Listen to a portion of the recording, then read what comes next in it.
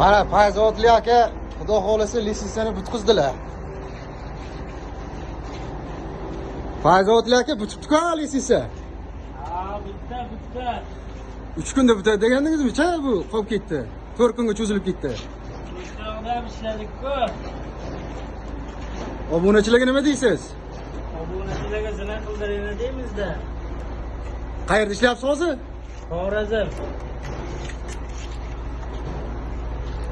Xorazmlik o'g'illar chiqaverasizlar aloqaga. Nomeri qoldiramiz pastda. Mana Fayzodli aka ham ustib ketdilar. Fayzodlilarga tashab qo'yamiz buni.